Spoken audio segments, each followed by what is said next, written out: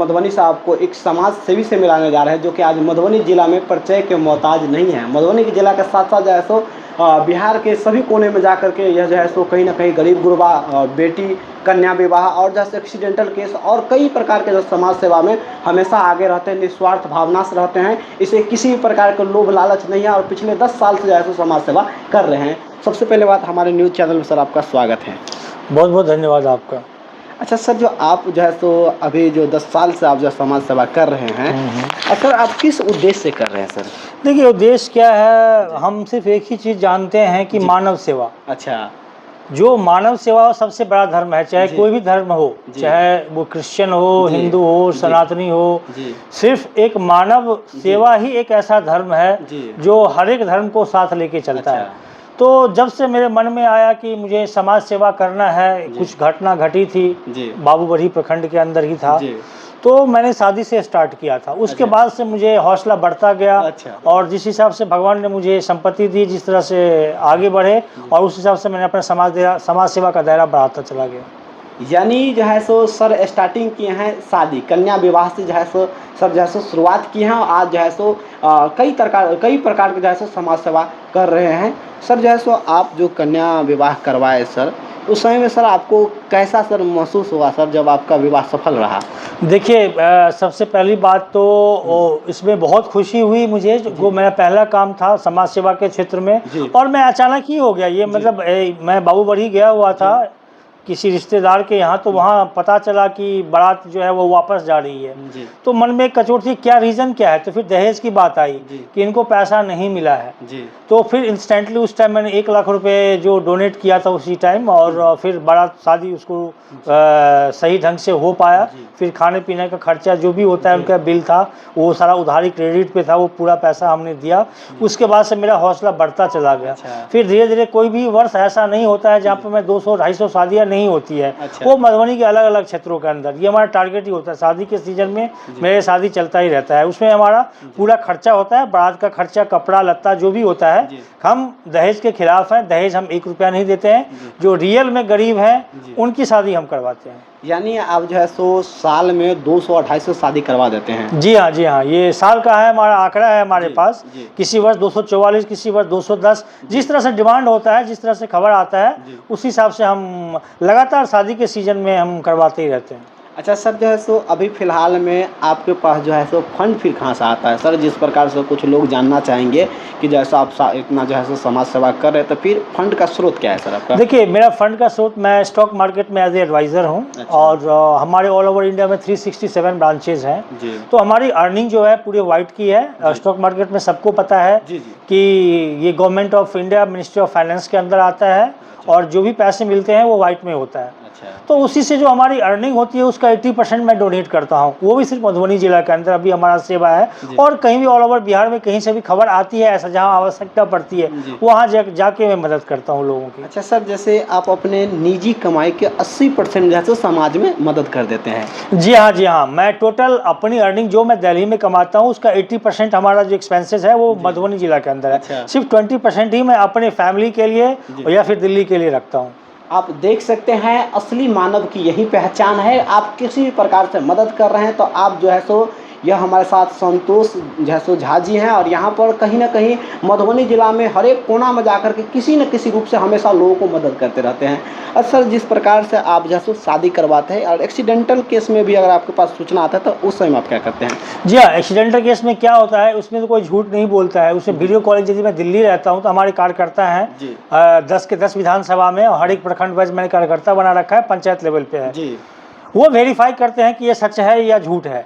वो वेरीफाई करते हैं तो इंस्टेंटली जो मदद होती है, हॉस्पिटलाइजेशन का बिल जो होता है वो इंस्टेंटली, मैं कैश नहीं देता हूँ, हॉस्पिटल में डायरेक्ट पेमेंट कर देता हूँ मैं। इस तरह से काम हमारा होता है जिला में। अच्छा, मतलब आपका टीम भी चल रहा है प्रत्येक प्रखंड में? जी, प्रखंड वाइज और पंचायत वाइज टीम है हमारे पास।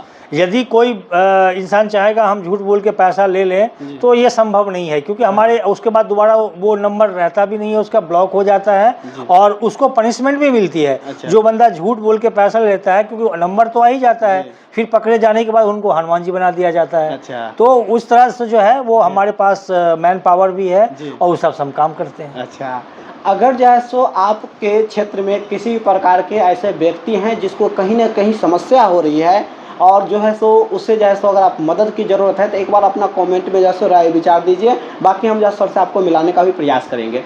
दूसरी बात सर, जैसा अभी आपको जैसा हमें पता चला है कि यहाँ पर जैसे 100 मतलब कि एक कन्या का शादी करवाने वाले हैं आप।